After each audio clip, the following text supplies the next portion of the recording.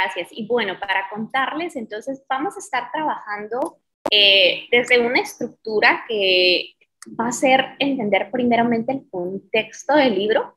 Esto nos va a ayudar a comprenderlo mejor, pero me gustaría antes, y ya luego les vamos a compartir también cómo vamos a trabajar la estructura, cuánto esto va a durar y algo más que esperamos ahí para que hagamos de este estudio de lo mejor posible. ¿Por qué es importante conocer el contexto del libro, en este caso de Ruth o de cualquier libro de la Biblia? Bueno, a ver, aquí reparé algunos aspectos. Recordemos que la Biblia fue escrita en un periodo de 1600 años. Y esto quiere decir, imagínense esa cantidad de tiempo que hay entre un libro y otro, o entre el Génesis y el último libro que se haya escrito. Quiere decir que hay muchísimo tiempo de por medio. A esto le podemos sumar que al menos hay 40 autores conocidos, humanos, ¿no? Que fueron escritores de los diferentes libros de la Biblia. Y aquí tuvimos diferentes tipos de personas, ¿no? Desde personas con casi que podríamos decir doctorados, como el ejemplo de Pablo, pero también tuvimos algunas personas que cultivaban la tierra, apóstoles, pescadores. Entonces hay una diversidad enorme de personas que estuvieron en este proceso. Aquí algo que sí es súper importante saber, que siempre el autor principal de la Biblia es el Espíritu Santo, ¿verdad? Es Dios quien inspiró a estos hombres para que llegara a nosotros el mensaje que él nos quería transmitir. Pero obviamente cada uno de esos hombres a los que Dios inspiró, pues le puso como su condimento, ¿verdad? Es como nosotras que podemos tener, dependiendo de nuestro contexto, de nuestra experiencia, de la educación que tengamos, etcétera. Así es como probablemente cuando redactamos una carta, si escribiésemos un libro, tendríamos cierta tendencia o a dar ciertos ejemplos, etcétera. Entonces eso nos lleva a saber también que la Biblia tiene diferentes tipos de escritura. Sí, ahí encontramos de todo. Hay poesía, hay profecía, hay narrativo, que es más como cuando contamos una historia. A veces encontramos parábolas o comparativos, encontramos, bueno, podría ser un listado de tantas cosas, ¿no? Que son diferentes formas que nos ayudan también a saber por qué a veces tenemos que considerar esos aspectos para poder hacer una correcta interpretación. Porque obviamente, por ejemplo, una parábola o algo que hace referencia a simbolismos, no lo vamos a interpretar igual que algo que fue narrativo, que nos está contando, la historia fue tal cual, ¿verdad? Entonces, ese es un ejemplo de cosas que pueden hacernos ir a ver de diferente manera cómo lo vamos a interpretar. Y también porque, obviamente, por ese tiempo que tiene la Biblia, de tanto tiempo escrito, nuestro lenguaje ha cambiado. Sin ir tan lejos, si nos ponemos a pensar entre nuestras generaciones, no sé si les ha pasado que de repente escuchamos... yo, por ejemplo, escucho a veces a mi mamá y ella tiene algunas palabras que yo se las entiendo, pero que yo ya no las utilizo, por ejemplo, ¿verdad? Y yo uso palabras que ella no va a utilizar porque son más como de mi generación, y veo a los que son más jóvenes que yo y ellos tienen hasta su propio lenguaje, porque el lenguaje va cambiando, va siendo modificado. Y no es lo mismo, por ejemplo, si yo hablo con personas que viven en Guatemala y las que vivimos en el extranjero, sabemos lo diferente que puede ser incluso un mismo idioma, la forma de hablar en diferentes lugares, ¿no? Entonces, esos cambios en el contexto de la cultura, del lenguaje, nos lleva a tener que buscar, ok, ¿cómo era, qué era lo que estaba pasando en ese momento? ¿Cuáles eran sus costumbres? ¿Qué era lo que estaban viviendo? Para poder hacer una correcta interpretación y no sacar el mensaje, que no tengamos una interpretación errada. Porque al final lo que buscamos cuando estamos estudiando la Biblia es entender cuál era ese mensaje que Dios estaba llevando a quienes, a esas personas en ese momento, como esos ejemplos tal vez, o esas imágenes o lo que se haya utilizado, les estaba hablando esa cultura y era claro para ellos, porque la Biblia siempre fue escrita para entenderla, ¿no? Dios quería dar un mensaje a la humanidad para poder entonces, teniendo claridad de cuál era ese mensaje central, ok, ya vemos cómo eso puede aplicar a nuestras vidas en nuestro contexto actual, ¿sí? Y entonces ahí es donde viene esa aplicación que le podemos dar. Esto es para hacer una interpretación sana de la escritura y no vernos, porque a veces por eso es que encontramos que de repente hay tantas posiciones tan diversas y algunas uno diría, oye, pero parece que hay contradicción, y en la Biblia nunca va a haber contradicción porque Dios no se contradice, ¿verdad? Y por eso es que lo importante es saber que quien le inspiró toda la Biblia, toda la palabra es Dios, ¿verdad? Él es el autor principal. Entonces, dicho sea esto, vamos a empezar esta sesión, nos vamos a centralizar en comprender ese contexto de Ruth, ¿verdad? Cómo ese contexto nos va a ayudar a entrar, porque lo que planteamos es luego trabajar alrededor de, vamos a trabajar con hoy incluido 6 semanas que nos permitan ir explorando, se los vamos a presentar en formatos de escenas, así que es como que fuésemos viendo una historia, una película que va a ir corriendo, pero necesitamos entender ese contexto porque hay algunas prácticas que de repente no entendemos, ¿verdad? Ok, ¿por qué se quitó la sandalia? ¿O por qué esto era tan relevante o no? Y que nos van a permitir también hacer un zoom en los temas más importantes del libro. Entonces, dicho sea esto, también otra cosa importante, a nosotros nos gusta que esto sea bien interactivo, tal vez hoy van a sentirlo como bastante más Scarlett y Tania hablando, pero siéntanse en la libertad, que si van teniendo dudas, pueden ir anotando sus preguntas en el chat, nos levantan la mano y siempre alguna de nosotros vamos a estar pendientes para ir viendo cómo las podemos resolver, comentarios. Obviamente sí vamos a tratar de ser breves porque somos bastantes en el estudio y si no, pues vamos a pasar 3 horas y sabemos que muchas también tienen tiempo limitado. Entonces, para no abusar del tiempo, vamos a ir distribuyendo ahí los comentarios, pero si las preguntas pueden enviárnoslas o si en la semana también les van surgiendo, vayan pasándolas para que nosotras podamos luego irlas abordando en la medida que vamos revisando el libro. Entonces, ¿qué vamos a ver ahorita en el término del contenido? Vamos a ver quién fue el autor y la fecha de escritura del libro, más o menos para ponernos en contexto de por dónde estaba, quiénes eran los destinatarios o a quiénes iba dirigido este libro, qué tipo de escritura tenía, eso es el género literario, para que nos permita entender, bueno, desde qué perspectiva vamos a hacer esa interpretación, cuál era el propósito del libro, ¿verdad? Porque ese mensaje central que tenía, el contexto ya más histórico de qué estaba pasando alrededor de la economía, puede ser economía, del contexto cultural, prácticas, costumbres, etcétera, y luego el bosquejo de cómo vamos a trabajar esas escenas. Entonces vamos, ahora les cedo la palabra a Tania. Muchas gracias, Scarlett.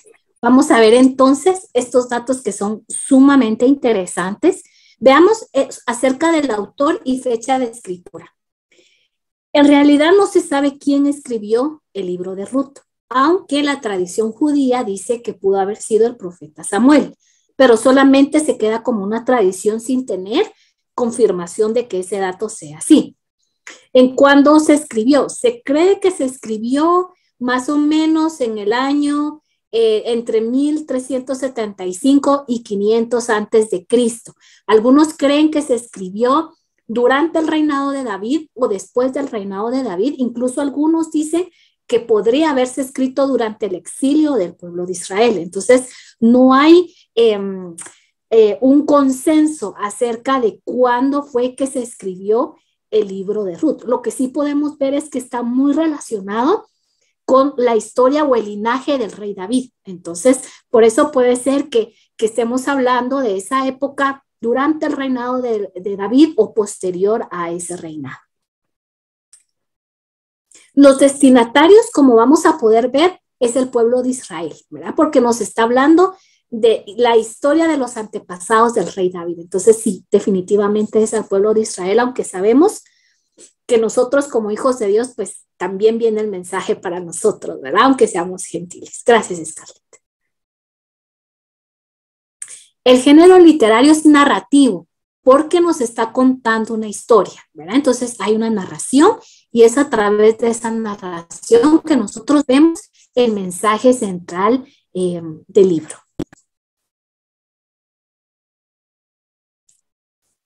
¿Y cuál fue el propósito del libro? ¿Cuál era el mensaje que el autor quería transmitir? Bueno, encontramos varios mensajes que primero nos presentan el linaje de David. ¿Por qué el linaje de David es tan importante? Porque el rey David recibió una promesa de Dios que le decía que él iba, a través de él iba a haber un reinado eterno. Y ese reinado eterno no es que David iba a reinar eternamente, sino que le estaba hablando de que de los que nacieran después de él, de su descendencia, vendría el Salvador del mundo, el Mesías prometido. y que Él es el rey que va a reinar por la eternidad. Su reino no va a tener fin. Entonces vean cómo este libro para el pueblo de Israel era importante porque Dios estaba confirmando a David como el rey que Dios había elegido. Cuando Dios desecha a Saúl, David se convierte, pero hay un propósito más allá, que es también que nosotros conozcamos es el que de David iba a venir esa promesa del reinado eterno. Por otro lado, también es un libro que nos presenta la extensión de la gracia de Dios hacia los gentiles, porque vamos a ver que Ruth era extranjera. Y entonces, ¿qué contexto tienen los extranjeros? Ya lo vamos a ver más adelante, pero el hecho de que ella fuese extranjera en un pueblo que Dios había seleccionado como el pueblo de Israel, al que les había dado leyes especiales, les había prometido su protección y su bendición específico, cómo el pueblo de Israel tiene un rol importante acá para ser de bendición a las naciones, en el sentido de ser luz, de que el pueblo, a través del pueblo de Israel, todos los demás pueblos de la tierra pudiesen ver lo que es tener a Dios como su Dios, ¿verdad? Lo que es tener a Dios, estar en esa relación con Dios y de contar, porque contamos con esa bendición. Entonces, pero acá vemos también una lección misionera, y eso lo vamos a entrar a ver cuando veamos un poco más la figura de Noemí, cómo ella y su familia cumplen un rol misionero al ser de testimonio para una moabita que era una extranjera. Por el otro lado, también mostrar el cuidado providencial de Dios. Cómo Dios, a pesar de situaciones tan duras que ellas tuvieron que vivir, Dios siguió estando en cuidado de ellas y no dejó que ellas pues quedaran desamparadas, sino que a pesar de una situación difícil, Dios provee de situaciones, de personas que les permiten a ellas no solo garantizar su supervivencia, pero también de continuar con ese linaje que iba a venir más adelante, ¿no? Entonces, como una situación que podría parecer adversa, en realidad había un propósito mucho más grande que el que ellas se podían imaginar. Y también mostrar que en un tiempo, que ahora Tania nos va a explicar un poco más cómo eran esos tiempos, había bondad en un tiempo como de caos y de fidelidad a Dios, ¿sí? Que era una época de mucho pecado, pero había un grupo de personas, que tal vez eran poquitas, que podríamos llamarlo como un remanente, que estaban dispuestos a obedecer a Dios y a permanecer fiel a Dios, aunque alrededor de ellos no se estaba viviendo eso. Entonces, esto también nos hace pensar, wow, cómo nosotras, en medio de un mundo que está pues cambiando todo lo que Dios nos ha dicho, que está más enfocada en el pecado, nosotros podemos ser ese remanente fiel a Dios, porque siempre hay un remanente que permanece haciendo la voluntad de Dios. Pero esperen, que está el más importante, y es este, que aunque el autor terrenal tal vez no lo vio, Dios sí lo plasmó ahí, y es que el Espíritu Santo nos presenta una figura de redención, que ahí lo vemos como alguien pues las rescata a ellas, que se llama el Goel o el pariente redentor, pero que para nosotras como hijas de Dios, ese redentor es Jesucristo. Entonces estamos viendo ya una figura de cómo Jesucristo hace eso mismo, nos redime, nos rescata del pecado, nos rescata de la miseria que teníamos, de esa situación de condenación, porque había una situación de condenación, para darnos vida eterna y para cambiar completamente nuestra vida. Entonces, ahí también alguien por ahí puso en la expectativa, quiero ver cómo encontrar a Cristo en este libro, pues este libro nos habla sobre Jesús también.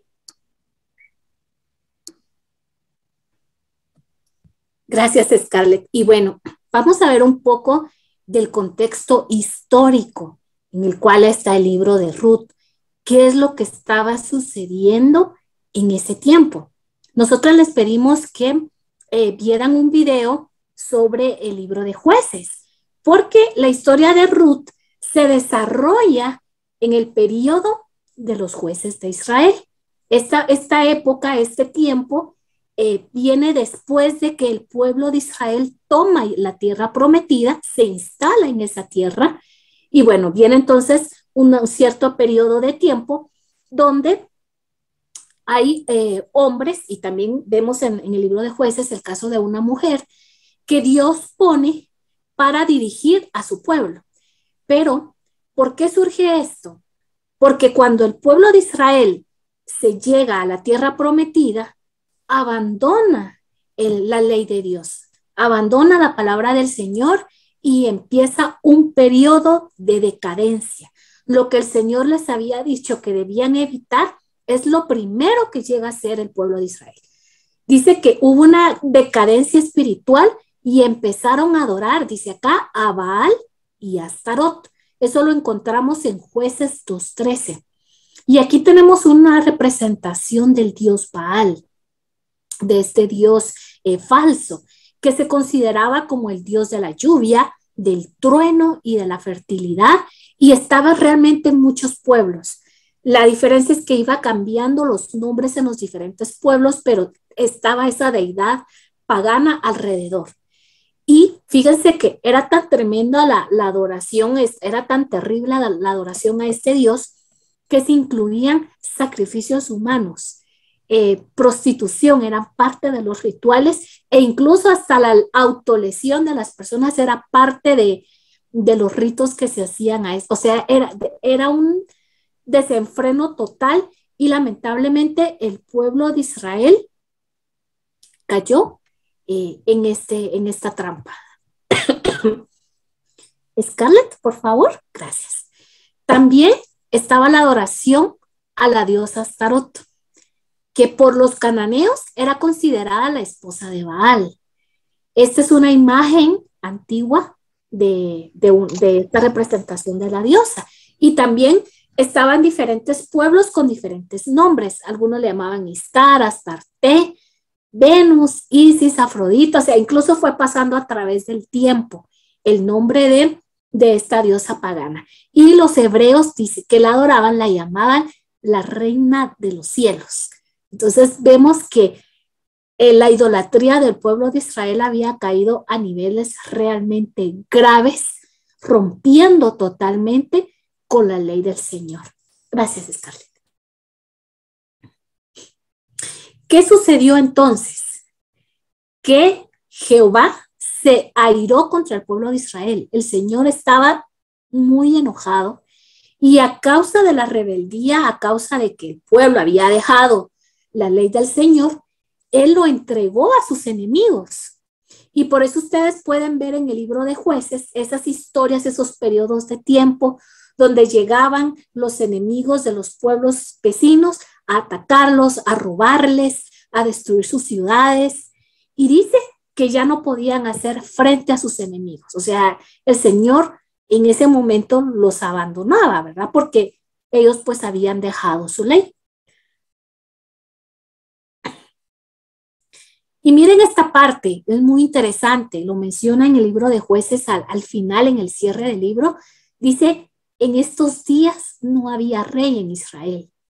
Cada uno hacía lo que bien le parecía. Imagínense, pero era tremendo porque sabíamos que el rey era el Señor, pero ellos habían desechado la ley del Señor, y en vez de aferrarse a ella, de tomarla, de obedecerla, para que todo en su vida caminara, ¿qué era lo que hacían?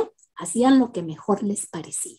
Entonces aquí era la ley del más vivo, la ley del más fuerte, la ley de a ver quién sobrevive, y era en este contexto en que Ruth, Noemí, se encontraban. O sea, era un contexto bien fuerte, porque eran tiempos difíciles, eran tiempos donde, como vamos a leer en el libro de Ruth, habían problemas incluso de hambre, y pues la gente pues estaba en desesperanza, pero era por esto, porque se habían alejado del Señor. Y sabemos que esa pues es la consecuencia. Si nos alejamos del Señor, ¿qué podemos esperar? Quedamos a la merced del mundo. Entonces, es un punto interesante en la historia de Ruth. Gracias, Scarlett. Ahora, los moabitas, ¿quiénes eran? Porque sabemos que Ruth era moabita. ¿Y quiénes eran los moabitas? Bueno, Moabita era un pueblo que se había originado de la relación de Lot y su hija. Si recuerdan, Lot era el sobrino de Abraham y fue quien el Señor rescató de Sodoma y Gomorra. Si se recuerdan de esa historia, que el Señor lo salva de la destrucción de estas ciudades, pero él, a quedarse con sus dos hijas pues cometen algo tremendo de incesto y nacen hijos de esa relación, y uno de ellos pues es el pueblo de Moab. Quiere decir que Moab en realidad es un pueblo pariente de Israel, lejano ya obviamente a través del tiempo, pero hay una relación. Y por esa razón, fíjense, miren qué tremendo esto, Dios ordenó que no fueran destruidos. Y eso lo podemos encontrar nosotros en Deuteronomio 2:9. Sin embargo, y a pesar de que el Señor había cuidado de este pueblo al dejarles una tierra especial para ellos, los moabitas no fueron condescendientes con Israel. Al contrario, fueron hostiles. Incluso trataron de maldecirlos y los indujeron al pecado. O sea, Moab totalmente se apartó del Señor desde hacía mucho antes, y lejos de haber ayudado a Israel, pues trataban de perjudicarlos, y lo hacían desde la parte espiritual. Los inducían a la idolatría y a la fornicación. Y bueno, el pueblo de Moab lo encontramos donde actualmente es Jordania, el reino de Jordania, allá en Medio Oriente. Gracias, Scarlett. Aquí vemos unos mapas que nos muestran más o menos dónde encontramos el reino de Moab. Si vemos nosotros, hay una parte amarilla que es el reino de Judá, que es donde nosotros vamos a encontrar la ubicación donde estaba el pueblo de Belén, donde llegó Noemí y Ruth. Ahí Scarlett nos lo va señalando. Ahí cabal estaba como abajo de Jerusalén. Al lado derecho estaba el Mar Muerto, y cruzando el Mar Muerto estaba el reino de Moab. Entonces podemos ver que relativamente pues estaban cerca. Por esa razón es probable que la familia de Noemí se mudó a Moab, porque pues estaba relativamente cerca. En el mapa que tenemos del lado derecho nos muestra la posible ruta que esta familia tomó para llegar al pueblo de Moab. Ellos subieron, pasaron por el río Jordán para llegar al reino de Moab.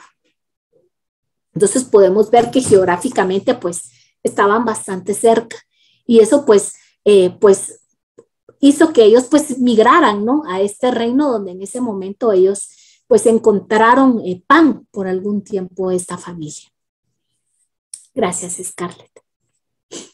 Ahora, una historia bien interesante del reino de Moab es la conspiración de Balac y Balaam. Balac era un rey, era el rey de Moab. Pero este rey, lejos de bendecir a Israel, lo que quería era maldecirlo. Entonces le dice a Balaam, que era un profeta, pero un profeta pagano, ¿no? Pero miren qué interesante, porque a pesar de que este hombre hacía cosas malas, pero el Señor le habló. Y porque Balac le había pedido a Balaam que maldijera a Israel, pero ¿qué hizo el Señor? Le habla a Balaam y le dice que solamente va a hablar lo que él le diga. Y efectivamente, Balaam da palabras de bendición, según el Señor le dice, para el pueblo de Israel.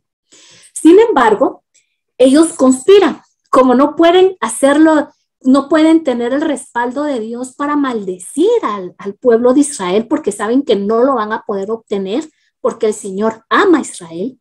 Entonces, ¿qué es lo que ellos hacen?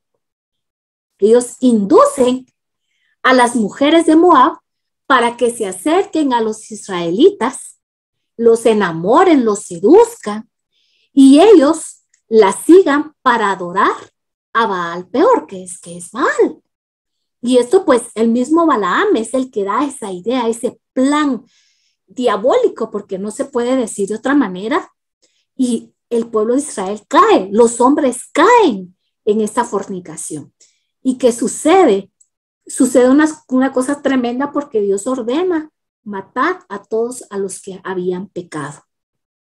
Entonces cayó ese castigo sobre el pueblo de Israel, por haber cedido a la tentación del pueblo de Moab. Entonces podemos ver que había una relación muy particular entre el pueblo de Israel y Moab por el hecho de ser parientes. Lamentablemente, en vez de unirse para juntos adorar al Señor, hicieron lo contrario, ¿no? Le dieron la espalda al Señor a pesar de las promesas que tenían y pues hicieron muchas cosas indebidas que pues trajo castigo, ¿no? Hubo consecuencias a raíz de eso.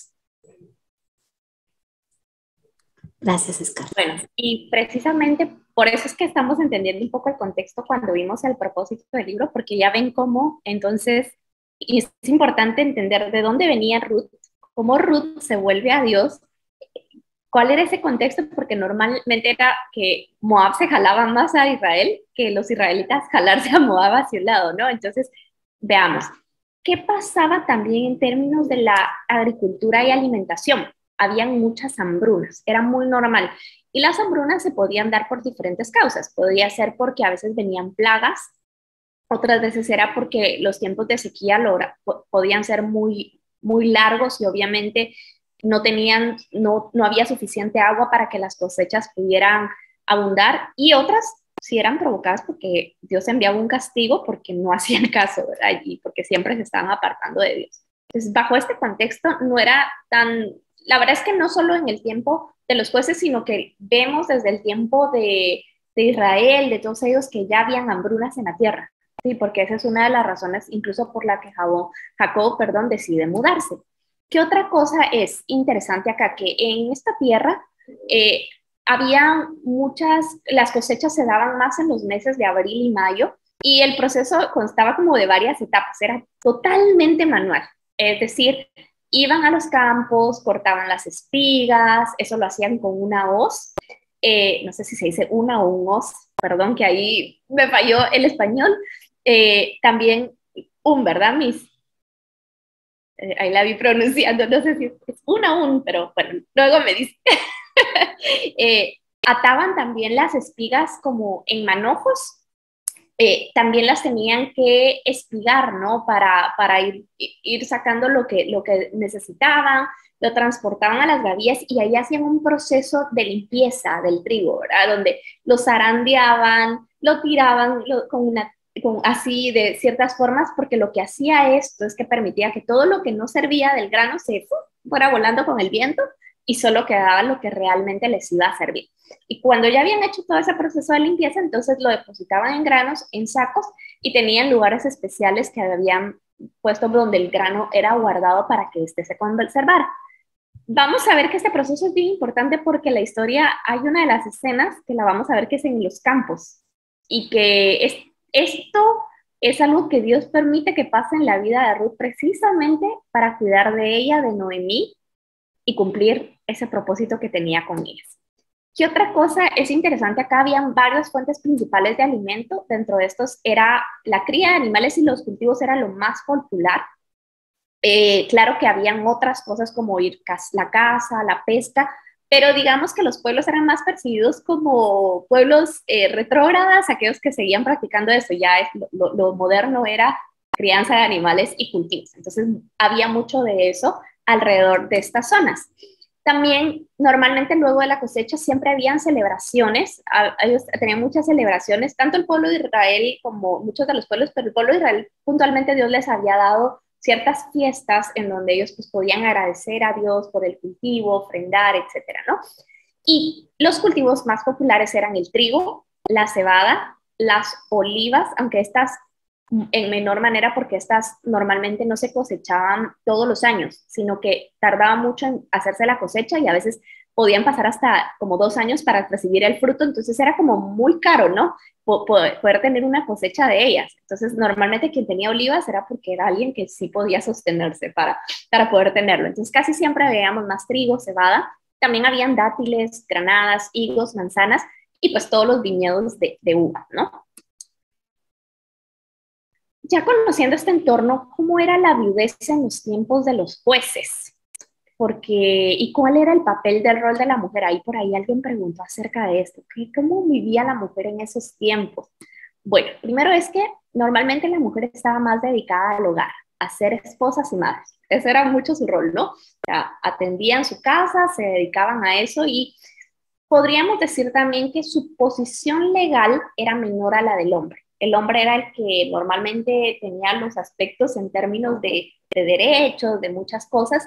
Entonces la mujer siempre tenía que ser protegida por un hombre, cuidada por un hombre, sostenida por un hombre, porque ella no tenía como esos derechos para poder salir y valerse por sí misma, ¿no? Entonces es algo bien relevante. Ahora, no es con esto que tampoco la mujer no la viesen como importante. Para ellos el rol importante de la mujer era en el término de la crianza, también en el hogar, porque el término, recuérdense que cuando Dios viene y dice, sojuzgar la tierra, ¿verdad? Pero multiplicados, entonces el término de multiplicarse de esas generaciones era súper relevante, o sea, casi siempre lo que se esperaba es que cuando la mujer se casaba tuviera hijos, ¿verdad? Y mejor si tenía mucha descendencia, era bien visto una mujer que era fértil versus aquella que tal vez no podía tener hijos. Entonces la descendencia era bien particular, muy importante en esta cultura. ¿Qué pasaba con las viudas? Como precisamente por esa posición legal menor que tenía y que dependían netamente de que un hombre fuese el que velara por ellas en todos los aspectos, las viudas no tenían ni protección económica, ni legal, ni física de los hombres. O sea, casi que como que quedar viuda en esa época era quedar desamparada, muy a un nivel similar de un huérfano, ¿sí? Y aún peor si la viuda no tenía hijos. Porque digamos, si la viuda tenía hijos pequeños, tal vez mientras eran pequeños iba a ser una etapa terrible, pero digamos, el que hecho que tuviesen hijos, los hijos eran como los herederos, ya Tania nos va a explicar un poco el tema de la tierra, entonces podían, digamos, de alguna forma tener más fuentes, pero si la viuda no tenía hijos, ¿quién iba a velar por su sustento? ¿Quién le iba a proteger de cualquiera que le quisiera hacer un daño físico y de velar por los derechos que ella pudiese tener? Entonces, sí, casi que podríamos decir que no tenían sustento económico, ni físico, ni continuidad en el linaje, estaban casi que destinadas hasta casi podríamos decir a la muerte, ¿no? A vagar y a dejarse morir. No tenían tampoco un sustento para cuando llegasen a la vejez. Entonces, habían algunas esperanzas que ellas tenían. Uno era el levirato. El levirato es considerado, Dios establece una ley para decirle que el pariente cercano, normalmente era como el cuñado, podía venir y como rescatarlas de ese estado al casarse con ellas y que pudiese entonces recogerlas significaba coger todo, las deudas que hubiesen, las posesiones que hubiesen del difunto, pero también si la viuda no tenía hijos, tenía que darle entonces el hijo que viniera iba a ser parte de la descendencia para honrar el nombre del difunto y que no se perdiera como el nombre de esa familia, ¿no? Esa era una opción. Otra opción también es Dios en su infinita misericordia, y por eso es que este libro, y también esto lo podemos ver en Levítico, en Deuteronomio, en todos estos libros, en su ley, Dios siempre es un Dios justo, y él sabía que en medio de una humanidad llena de pecado, iban a haber pobres, iban a haber huérfanos, iban a haber viudas, y él se preocupa tanto que se asegura dejar en la ley que se contemplara un diezmo especial precisamente para los viudas, huérfanos, extranjeros y personas pobres de la ciudad. Entonces, esta era una de sus esperanzas. El tema que tenemos acá es que recuérdense en qué torno estábamos.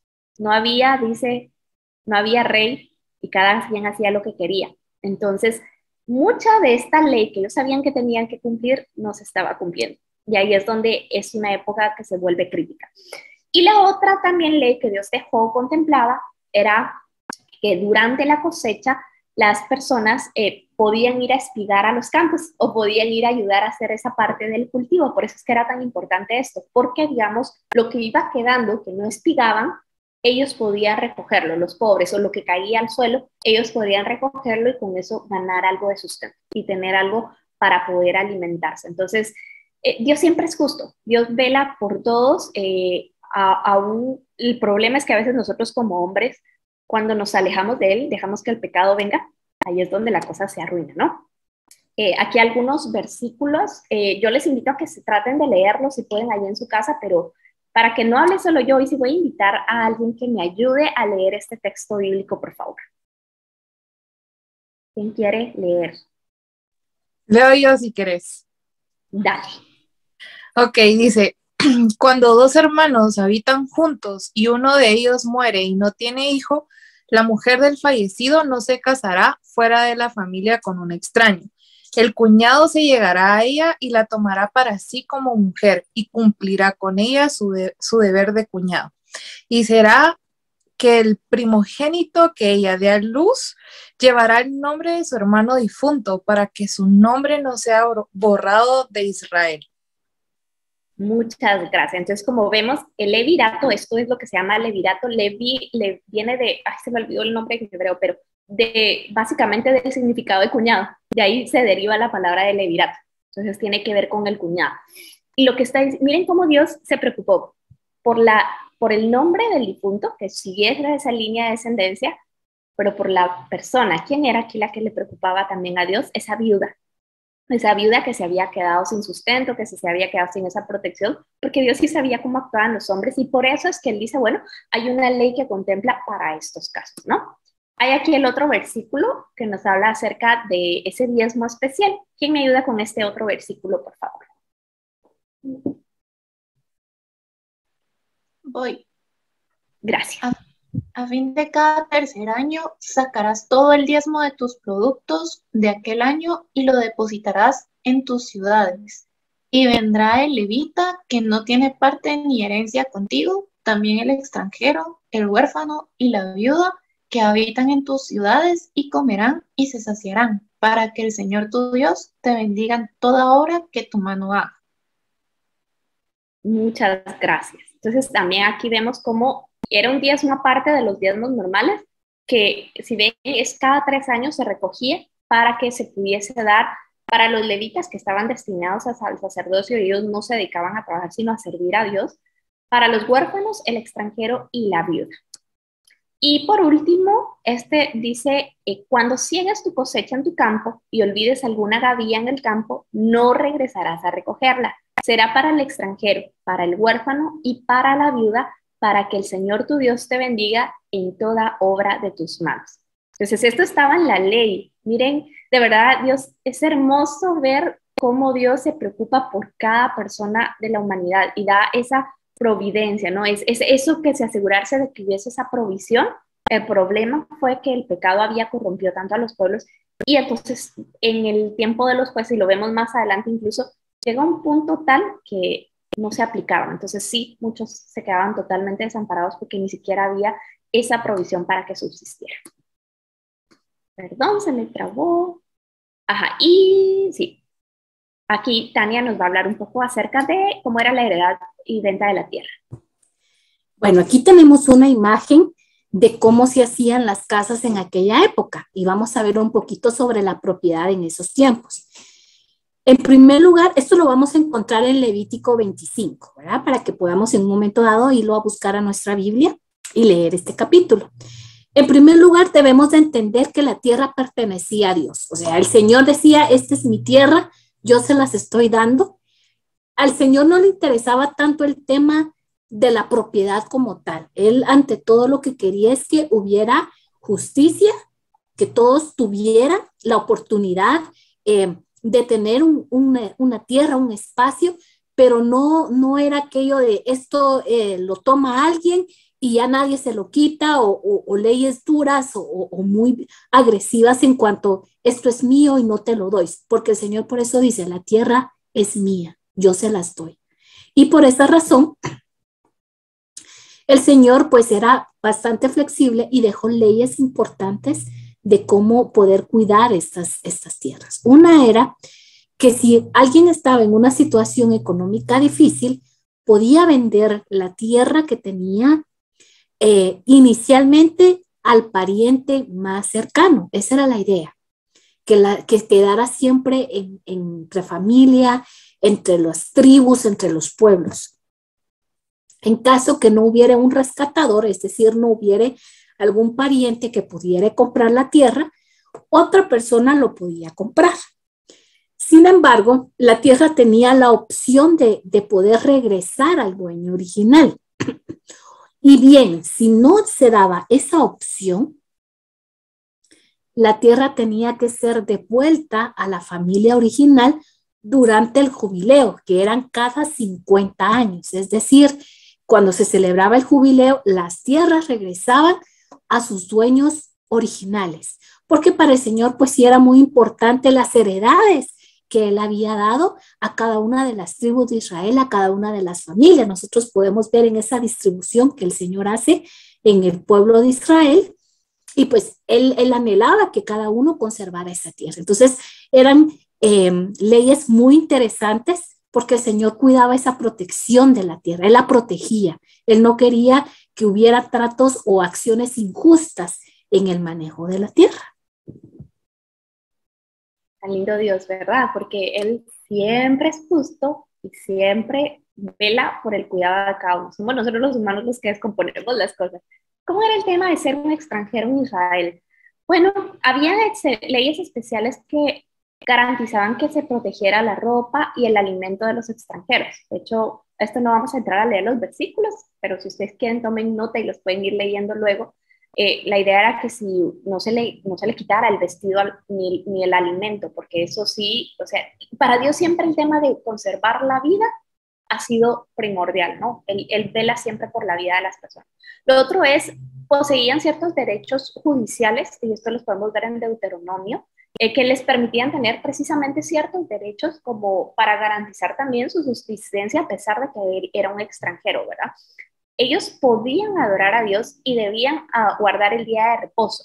Dios sí lo permitía, pero sí el extranjero tenía que ganar un condicional, y es que tenía que volverse también a Dios, ¿verdad? Debía, para ser considerado incluso, hasta porque sí podían llegar a formar parte del pueblo, pero tenían que hacerse tal cual como un judío y cumplir con la ley de Dios y adorar a Dios, etc. Entonces, aquí vemos parte del propósito de Dios con el pueblo de Israel, porque Dios selecciona a Israel porque le dice, yo voy a ser tu Dios, yo te voy a cuidar, yo te voy a bendecir, yo voy a estar contigo y todo, pero lo que Dios quería era que el resto de las naciones, a través de ese testimonio que Israel daba y de ver la relación de Israel con Dios, conocieran también a Dios y fuese su Dios. Entonces, por eso es que Dios nunca rechazaba al extranjero. Sí le pone ciertos límites, pero también le da oportunidades. Entre las cosas interesantes, una de las celebraciones súper importantes para los judíos era el celebrar la Pascua. Y los extranjeros podían celebrar la Pascua también y ofrecer sacrificios siempre y cuando cumplieran con las condiciones. Entonces ahí hay algunos versículos que pueden explorar. Entonces sí, puede ser que si el extranjero no se adaptaba, entonces iban a ver un extranjero que no le iba tan bien. Y hay uno de estos versículos que le dice, recuérdate que tú también fuiste extranjero en tierra lejana. Entonces, el pueblo de Israel sabía lo que era ser extranjero, lo había vivido cuando estuvieron en Egipto. Por eso es que Dios quería que también ellos, de esa manera, ellos sabían lo que era haber sido tratado por otro pueblo y lo que se siente ser un extranjero, que fuesen justos en su trato con ellos también. Muy bien. Hasta aquí, ¿cómo vamos? Denme una manita, pongan un comentario, tal vez escriban ahí cuál es el dato más curioso. Ya estamos casi por finalizar y les vamos a presentar cómo vamos a estudiar, porque queremos que ahora que ya tienen este contexto, le vuelvan a dar una revisada al libro de Ruth. Si no lo han leído, las invitamos a leerlo completo. Si ya lo leyeron, denle otra leída, porque lo vamos a ver a los ojos de todo lo que acabamos de ver, nos va a permitir entender mejor lo que estaba y qué aspectos importantes llaman su atención. ¿Sí? Vamos a ver si llega ahí por ahí algún comentario. Tania, tú me vas diciendo. Mientras les presento entonces cómo vamos a explorar esta historia a lo largo de estas semanas.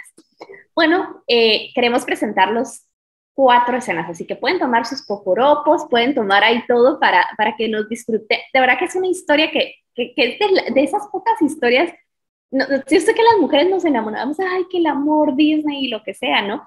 Pero aquí tenemos una historia real de amor que nos presenta una trama de extremo caos, de muchas cosas, pero que tiene un final feliz al final, ¿no? Y este sí es un verdadero final feliz. Así que por eso les digo que lo vamos a ver desde esa perspectiva. Y la primera escena que vamos a ver se va a referir a Moab. que yo no les voy a decir más, solo les voy a decir que la vamos a basar en estos capítulos que va a ir capítulo 1, del versículo 1 al 22. Así que en Moab pasa algo. Ya veremos qué pasa durante el tiempo de Moab. La segunda escena se va a mudar a los campos de Belén. Y esta escena va a estar basada en el capítulo 2, del 1 al 23. Y luego no se quedan en los campos de Belén, sino que estas mujeres también se mueven y se van a la era de Boz. Y en la era de Boz, esto sucede en el capítulo 3, de los versículos 1 al 18.